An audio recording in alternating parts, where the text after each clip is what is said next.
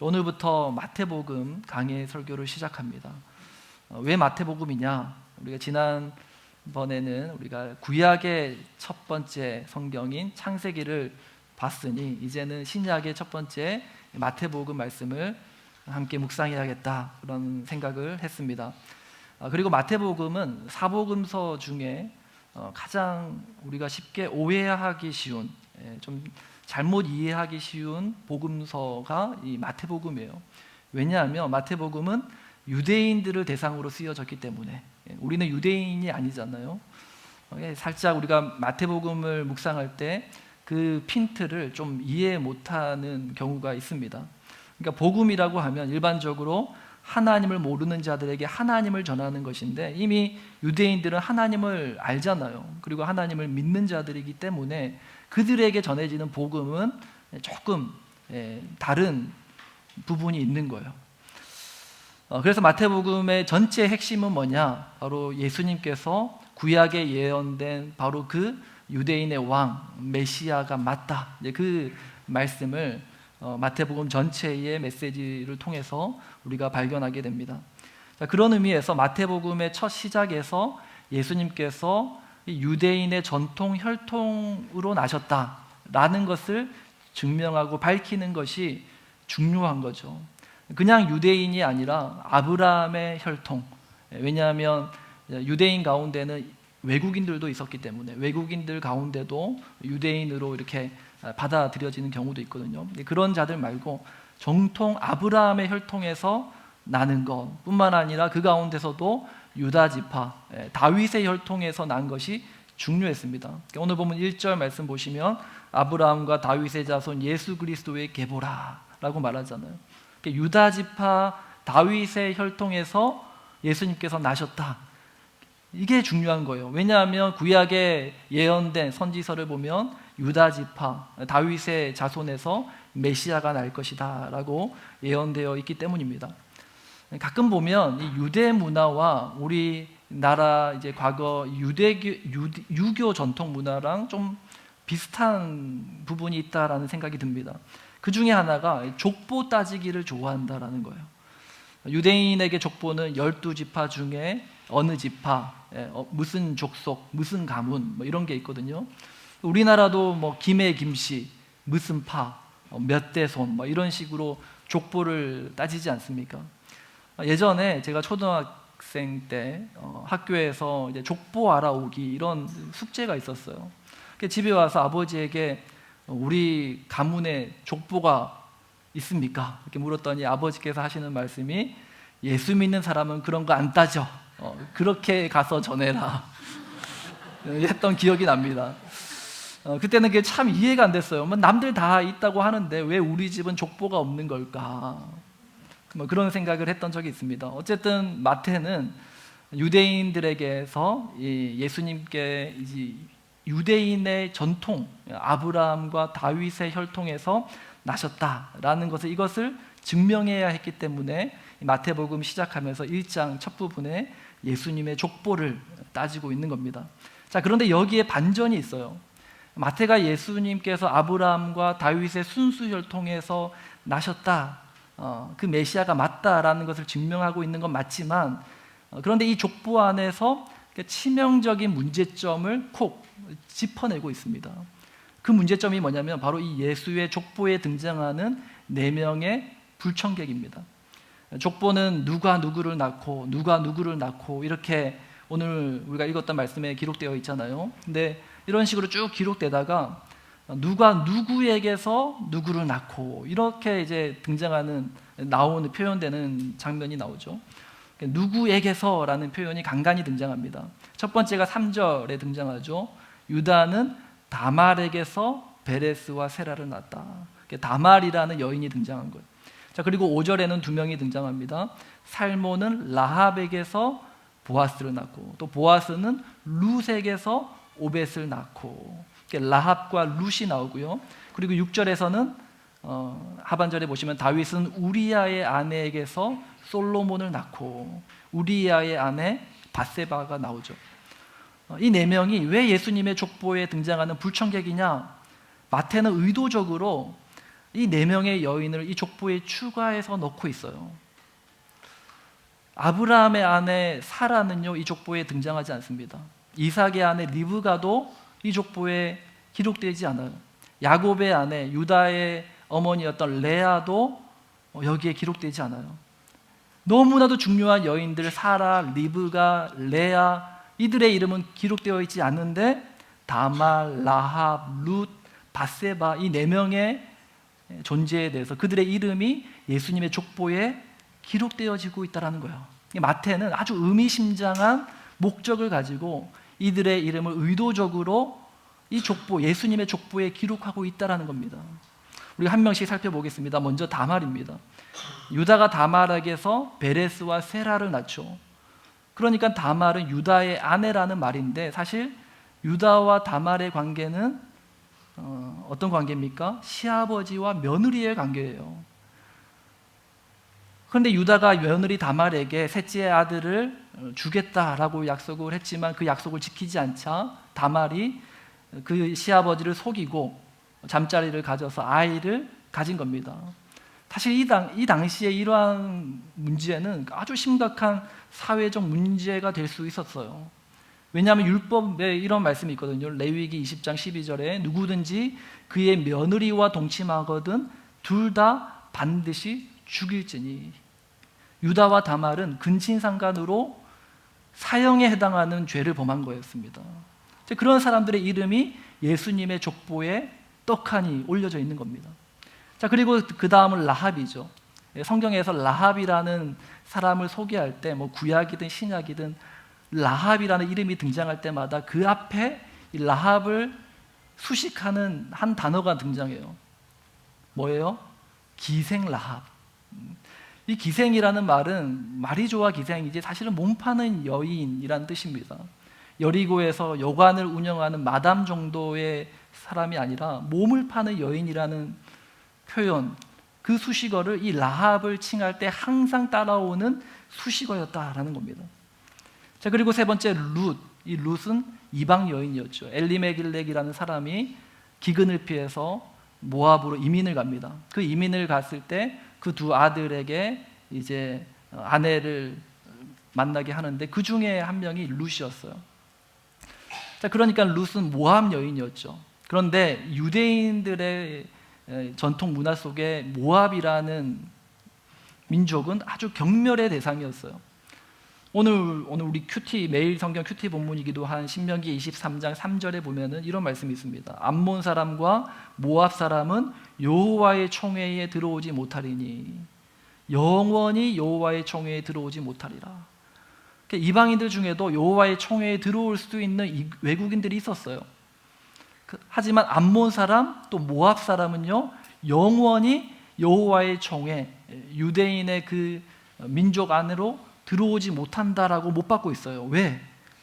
왜냐하면 바알부올이라는 사건 때문에 이스라엘이 출애굽에서 가나안 땅으로 들어갈 때 광야 길 가운데 모압 광야에 머물 때 그때 모압의 여인들이 이 이스라엘의 남자들을 유혹해서 행음하고 또한 그 모압 여인들이 섬기는 모압 신에게 우상에게 절하는 우상 숭배하는 그 사건이 있어요.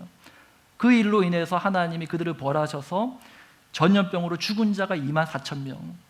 그러니까 이 일이 이스라엘에게는 아주 트라우마로 남은 거예요. 그래서 유대인들은 이 모압과 암몬은 아주 경멸의 대상, 상종해서는 안 될 그러한 종족으로 그렇게 분류했습니다. 그 중에 한 사람 모압 여인 룻, 그 룻이 예수님의 족보에 떡하니 이름이 올려져 있다라는 겁니다.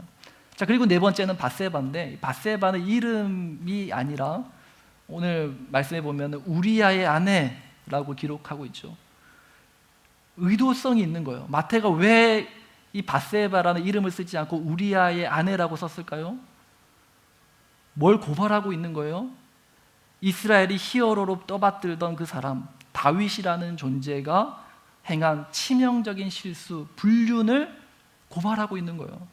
다윗은 우리아의 아내에게서 솔로몬을 낳고 우리가 별 생각 없이 읽으면 그냥 쭉 읽히는 얘기지만 사실 다윗과 우리아의 아내가 불륜으로 만나서 낳은 애가 솔로몬이었더라. 그 말씀이잖아요.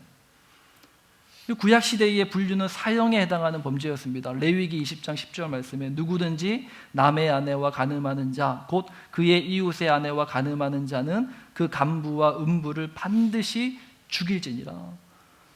다윗은 사실 불륜만 저지른 게 아니었잖아요. 자기가 우리아의 아내 밧세바를 범하고 난 다음에 그녀가 아이를 가졌다라는 소식을 듣고 어떻게 합니까? 그 남편 우리아를 전쟁터에 보내가지고 죽게 하잖아요. 이게 살인교사나 다를 바가 없었어요.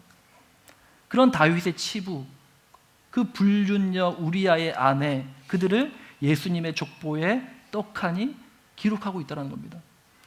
마태가 예수님의 족보의 위대함을 드러내고 싶었다면 이런 인물들은 생략해야 됐어요. 그런데 마태는 그렇지 않습니다. 오히려 사라, 리브가, 레아 이런 사람들의 이름은 기록하지 않고 오히려 근친상간녀 다말, 창녀 라합, 모압 여인 룻, 불륜녀 밧세바를 그 예수님의 족보에 기록하고 있다는 거예요. 이렇게 하면 누군가는 마음이 불편할 수 있어요. 왜 여자를 혐오합니까? 여성 혐오 아닙니까? 근데 마태는 사실 이 4명의 여인뿐만 아니라 나머지 인물에 대해서도 그 문제점을 지적합니다. 먼저 이스라엘 백성들이 영웅으로 떠받들던 그 사람 다윗, 이미 그의 잘못을 폭로했죠. 자신의 불륜을 덮으려고 충신 우리아를 사지로 내몰았던 그 비열한 사람, 그의 아내를 자기 아내로 삼은 천하의 불륜남 다윗, 그의 죄를, 그의 치부를 드러내고 있어요. 그의 아들 솔로몬은 또 어떻습니까? 우리가 솔로몬 하면 지혜의 왕이라고 세뇌되어 있지만 사실 성경은 솔로몬의 그 말년의 행태는 그 역대 왕들 가운데 가장 마음에 안 드는 왕이었어요. 왜냐하면 이 솔로몬 때문에 이스라엘이 남과 북으로 갈라지고 멸망당하게 되는 그 시발점이 솔로몬이었기 때문입니다. 이스라엘의 경멸의 대상 모압과 암몬 뿐만 아니라 에돔, 시돈, 해쪽 속 거기 사는 이방 여인들과 결혼을 해서 후궁만 700명, 첩은 300명. 그것만 했습니까? 그들이 섬기는 모든 우상들을 산당을 짓고 거기에서 우상을 숭배했던 그 자가 솔로몬이었단 말이에요. 그 솔로몬의 죄 때문에 이스라엘이 분열하게 되고 또 심판받아 아수르와 바벨론에 멸망하게 된 거 아닙니까? 그리고 또 예수의 족보에 기록된 유다의 15번째 왕인 요람이라는 사람이 있어요. 여호람이라기도 하는데 이 사람은 누구냐? 당시 북이스라엘의 왕이었던 아합 그리고 그의 아내였던 이세벨 사이에서 태어난 아달랴라는 여자와 정략 결혼을 했던 사람이 요람이었어요. 자신의 성공을 위해서라면 수단과 방법을 가리지 않아요. 하나님이 가장 가증히 여겼던 그 아합 왕과도 사돈지간을 맺는 겁니다. 그리고 12번째 왕이었던 아하스라는 인물은 자기 아들을 흰놈의 골짜기라는 곳에서 우상의 제물로 바쳐요. 불 속에 집어넣습니다. 일반 백성이 한 짓이 아니라 유다의 왕이라는 사람이 자기 아들을 우상의 제물로 바친 거예요. 마태는 의도적으로 이런 자들의 이름을 예수의 족보에 올리고 있다는 거예요. 사실 다윗의 후손 가운데 생략된 이름도 많거든요. 그런데 오히려 악한 왕들의 이름은 생략하지 않고 탁탁탁 집어넣고 있어요. 그 다음 유다의 왕 히스기야. 우리가 히스기야 하면은 가장 유다의 왕들 가운데 선한 왕, 가장 좋은 왕이라고 평가를 합니다. 종교개혁도 일으키고 모든 아하스가 만들고 솔로몬이 만들었던 그 유다의 산당들을 다 제거하고 그런 위대한 업적을 남겼어요.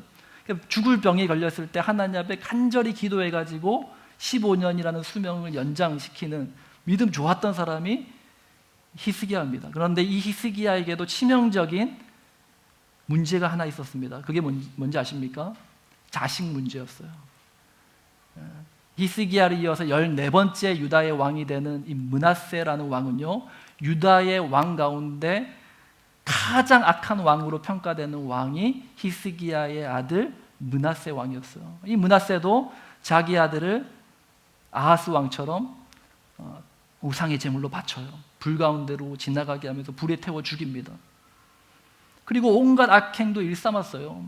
그의 아버지 히스기야가 밖으로는 종교개혁을 일으키고 믿음 좋아가지고 자기 수명도 15년 연장시키는 그런 믿음의 사람이었다면 사실 이 므낫세는 완전히 히스기야가 실패한 그러한 자식이었다라는 겁니다. 자, 그리고 그 다음 암몬은 우상 숭배하다가 자기 신복에게 배신당해서 죽임을 당한 자가 암몬 왕이었어요. 그리고 바벨론의 포로로 끌려간 이후에 다윗의 후손들의 이름이 쭉 나열되는데 듣보잡이에요. 성경에서 그들에 대한 언급이 전무합니다. 그들의 인생에 별다른 특이점이 없었다라는 거예요. 그냥 별 볼 일 없었던 사람들. 마태가 예수님께서 유대인의 정통 혈통 아브라함과 다윗의 자손으로 오셨다라는 것을 강조하지만 사실 그 속에서 유대인들의 뼈를 때리는 말을 하고 있는 거예요. 너희들이 그토록 대단하게 생각하는 그 아브라함의 혈통, 다윗의 자손, 그것이 얼마나 추잡하고 저질이고 믿을 게 못 되는지 너희가 똑똑히 봐라. 그러면서 쭉 예수님의 족보를 나열하고 있는 거예요. 자, 그러면 예수님의 족보에 등장하는 그들은 그렇다 쳐더라도 우리는 어떠한가? 우리는 그들보다 낫습니까? 사실 우리도 다말, 라합, 룻, 바세바 욕할 처지가 안 됩니다. 예수님께서 가늠하다 잡혀온 여인을 구하실 때 그런 말씀을 하세요. 사람들에게 너희 중에 죄 없는 자가 먼저 돌로 치라. 그 말 하니까 사람들 다 떠나갔잖아요. 우리가 겉으로 드러나지 않아서 그렇지 우리 안에 얼마나 부끄럽고 추악하고 수치스럽고 저질이고 탐욕과 죄악들이 넘쳐납니까? 사람 마음이 눈에 보이지 않는 게 얼마나 감사한지 몰라요. 시커먼 마음이라고 말하지만 사실 이 시커먼 마음이 남들에게 보이는 건 아니잖아요. 다들 아닌 척하고 앉아있지만 겉과 속이 다를 때가 얼마나 많습니까? 그런 우리의 마음이 사람들의 눈에 보이기라도 한다면 얼마나 끔찍하겠어요. 제가 예전에 봤던 영화 중에 완벽한 타인이라는 영화가 있습니다. 굉장히 재밌게 봤던 기억이 있는데 아마 보신 분들도 있을 거예요. 청소년들은 보면 안 돼.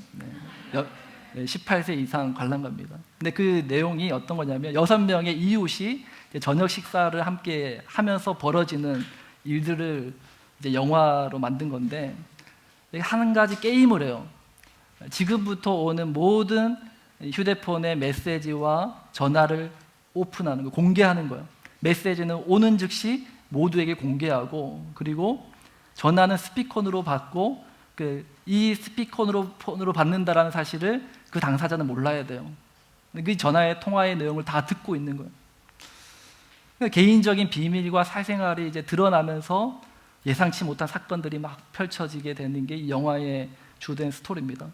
저는 그 영화를 보면서 소름이 돋았어요. 겉으로는 아주 상냥한 척, 예의 바르고 아주 친하게 지내는 누군가에게 사실 뒤에서는 다른 친구들과 막 험담하고 비난하는 막 그런 게 다 영화 속에서 드러나거든요. 영화를 보면서도 제가 다 민망할 정도로 영화 진짜 잘 만들었어요. 그런데 그 영화가 인간의 그 이중성, 그 추악함, 인간의 민낯을 아주 적나라하게 보여주고 있지 않습니까? 우리도 다말, 라합, 룻, 바세바와 별로 다르지 않다라는 거예요. 시대적 상황이 다르고 처한 환경이 달라서 그렇지 우리도 죄 지을 수 있는 상황과 여건이 된다면 그 유혹을 이겨낼 수 있는 사람이 얼마나 있겠습니까? 우리가 요람과 아하스 자식을 불 가운데로 지나가게 하고 인신제사로 바쳤던 그 사람들, 오늘날에도 모습만 살짝 달라졌을 뿐이지 똑같은 일이 자행되고 있지 않습니까? 부모들은 대학교라는 우상에게 자식을 제물로 바치는 거예요. 입시지옥이라는 불구덩이 사이로 자녀를 지나가게 하는 거예요. 물론 뉴질랜드에서는 좀 다를 수가 있어요. 하지만 부모의 욕심은 바뀌지 않아요. 여전하죠. 이 안에서도 치열한 경쟁 사회 속에서 뒤처지지 않게 키우려고 부모들이 그렇게 안간히 쓰는 거 아닙니까? 그리고 우리가 자녀 교육을 잘못시킨 그 히스기야를 욕할 처지가 됩니까? 우리는 얼마나 우리 자녀들을 바르게 키우고 있습니까? 제가 예전에 총각 때 결혼하기 전에 이제 호주 퍼스에 살던 형네 집에 이제 한 2주 정도, 3주 정도 여행을 갔던 적이 있습니다. 형네 집에 머물면서 이렇게 주변을 돌아보고 이렇게 여행을 했는데, 그때 이제 조카가 한 명 있었어요. 지금은 이제 3명인데 그 당시에는 이제 1명, 첫째만 있었거든요. 근데 그때 이제 같이 식사를 하는데 이 첫째 이제 하경이가 너무 밥상머리 교육이 안 되어 있는 거야. 밥을 먹었는데 막 자기 마음에 드는 음식 없다고 막 과함을 지르고 밥상을 뒤엎지를 않나, 막 숟가락을 집어 던지지를 않나. 너무 때를 쓰면서 밥을 먹는 거예요. 그래서 제가 그 모습을 보는데 이거는 그냥 둬서는 안 되겠다 해가지고 제가 형에게 얘기를 했어요. 이렇게 밥상머리 교육을 안 시키면 안 된다. 이거 어떻게 하겠느냐. 형은 안 그래도 열받아 죽겠는데 제가 그 얘기하니까는 완전 막 그날 난리가 났죠. 막 네 새끼냐 내 새끼지 하면서. 근데 그때 조카 나이가 2-3살이었단 말이에요. 딱 지금 로이 나이 정도 되었어요.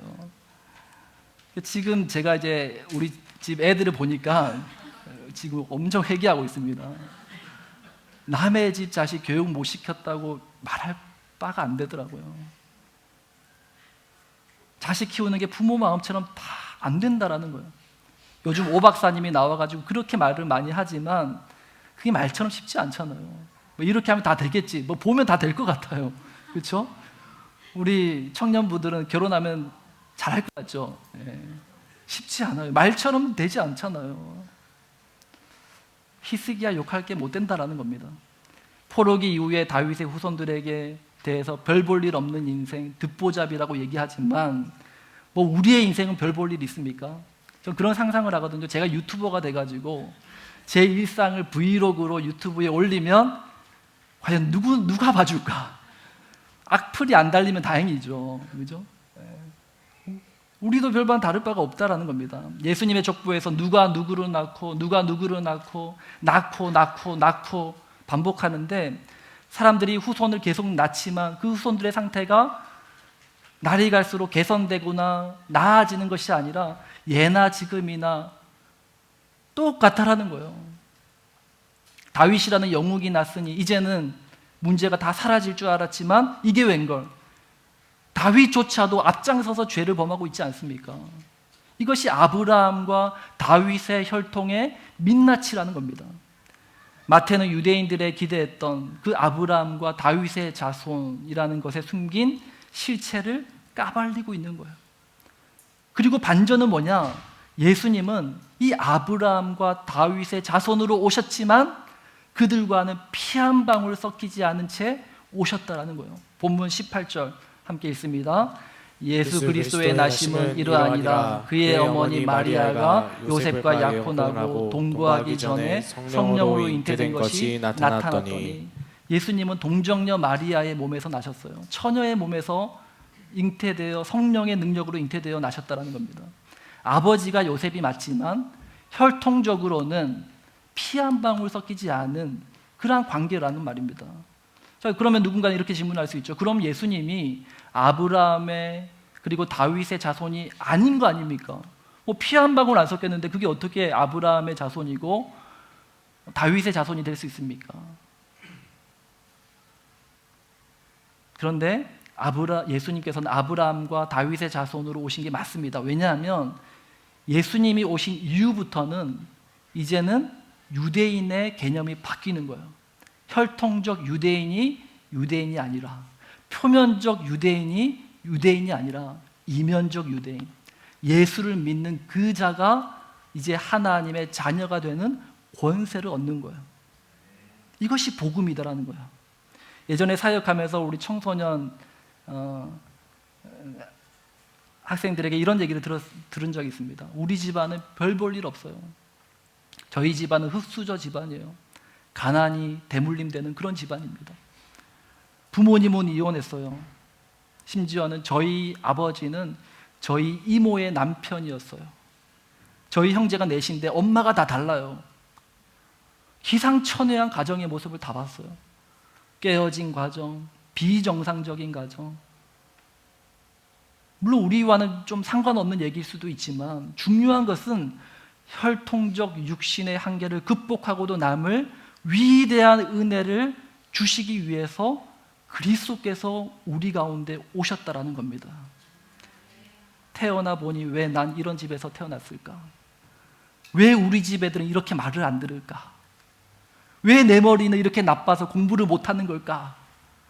왜 난 친구들과의 관계가 안 좋은 걸까?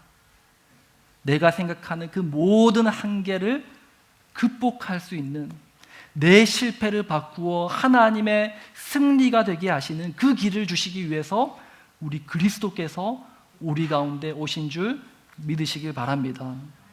자, 그리고 마태는 예수님이 오시기까지 이 족보를 3등분해요. 17절 말씀을 함께 읽습니다. 시작. 그런즉 모든 대수가 아브라함부터 다윗까지 14대요 다윗부터 바벨론으로 사로잡혀 갈 때까지 14대요 바벨론으로 사로잡혀간 후부터 그리스도까지 14대더라. 이게 뭘 말하느냐? 하나님이 구속사를 이루어 가시는 과정을 말하는 거예요. 아브라함부터 다윗까지는 하나님께서 이스라엘이라는 하나님 나라를 세우시는 창조의 과정입니다. 이어서 다윗부터 바벨론으로 사로잡혀 갈 때까지는요, 이스라엘이라는 하나님의 나라가 처참히 무너지는 타락의 과정이에요. 그래서 다윗의 후손 가운데 그 악한 왕들이 많이 등장하고 있는 겁니다.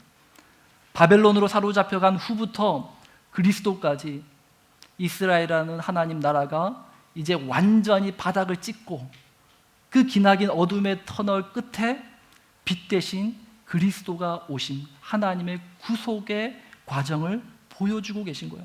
하나님의 창조, 타락, 구속을 완성하기 위해서 그리스도가 이 땅에 오셨음을 마태는 이 족보를 통해서 우리에게 보여주고 있다라는 것입니다.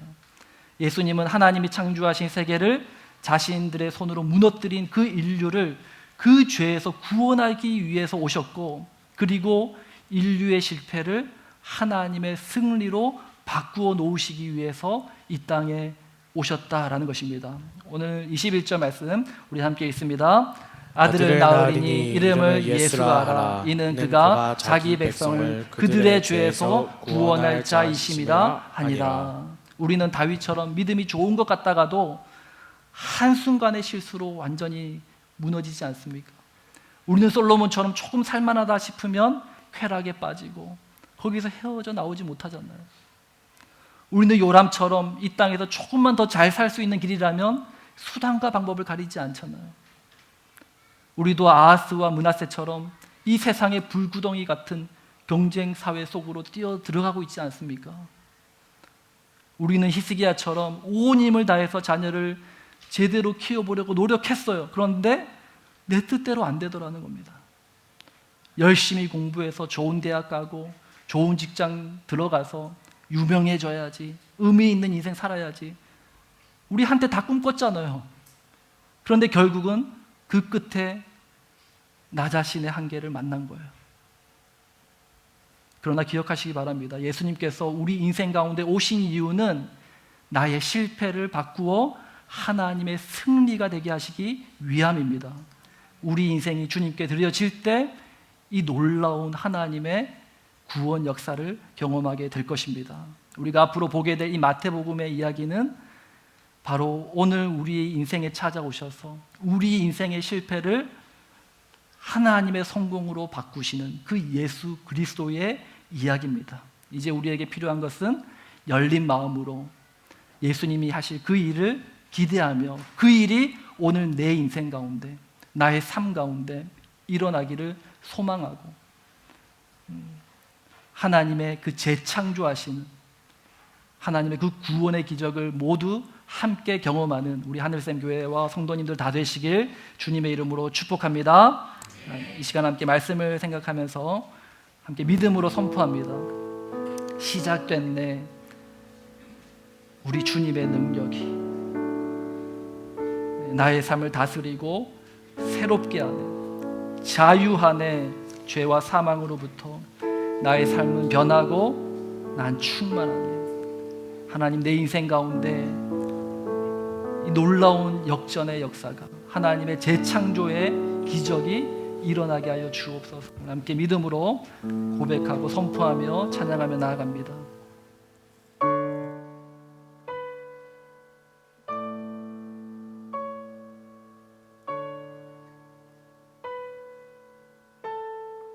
시작됐네. 우리 주님의 능력이 나의 삶을 다스리고 새롭게 하네. 자유하네. 죄와 사망으로부터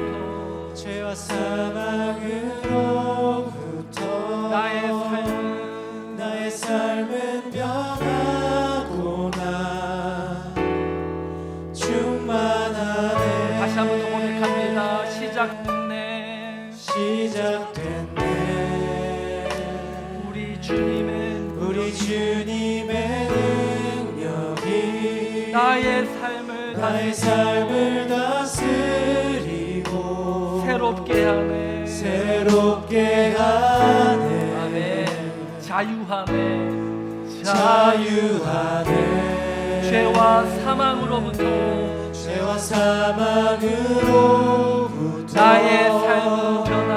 나의 삶은 변하거나 충만하네. 믿음으로 선포합니다. 은혜로다. 주의 은혜 한량없네. 주의 은혜로다. 주의 은혜 변함없는 신실하신 주의 은혜. 다시 한번 더. 시작됐네. 우리 주님의 능력이 나의 삶을 다스리고 새롭게 하네. 자유하네. 죄와 사망으로부터 나의 삶은 변하구나. 충만하네. 아멘. 은혜로다.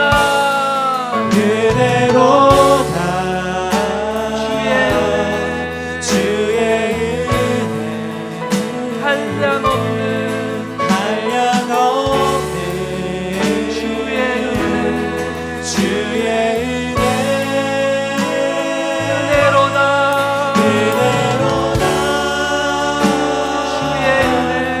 주의 은혜 변함없는 신실하신 주의 은혜. 다시 한번 더. 은혜로다.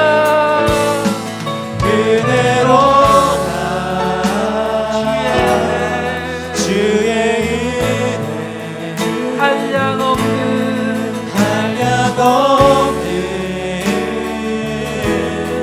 주의 은혜 은혜로다. 주의 은혜 변함없는 신실하신 주의 은혜. 기도하며 나갑니다. 하나님, 내 인생 가운데 주님 찾아오셔서 내 인생의 실패를 하나님의 성공으로 바꾸는 영접케 하시는 그리스도의 능력, 예수 십자가의 복음을 경험케 하여 주시옵소서. 내 인생을 변화시켜 주옵소서. 양의 합심으로 지나며 기도하며 나가겠습니다. 하나님 아버지, 주님 우리 주님 하나님, 아버지 열심으로 달려왔지만 하나님 그 끝에 발견하게 된 나의 한계와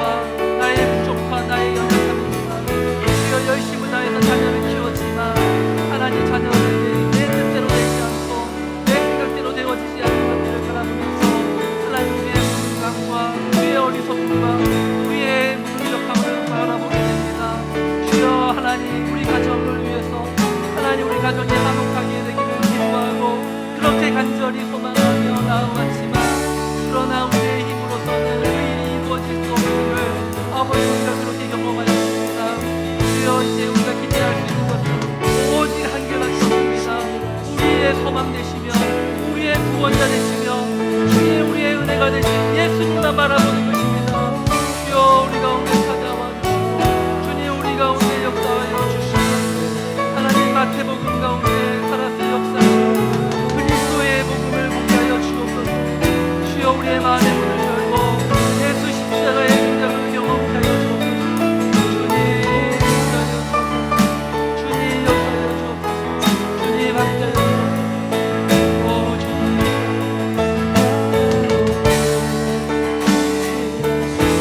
다같이 자리에서 일어나서 처음부터 고백합니다. 시작됐네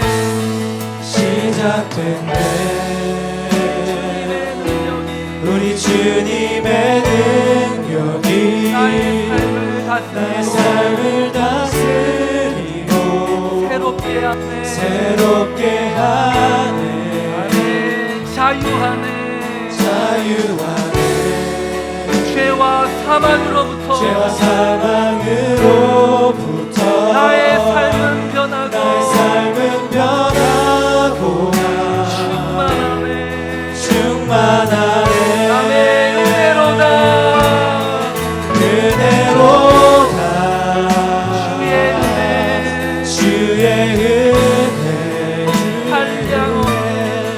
한량없네 주의 은혜로다 주의 은혜 변함없는 신실하신 주의 은혜 다시 한번 더 믿음으로 선포합니다. 은혜로다 주의 은혜 한량없네 주의 은혜로다 주의 은혜 변함없는 신실하신 주의 은혜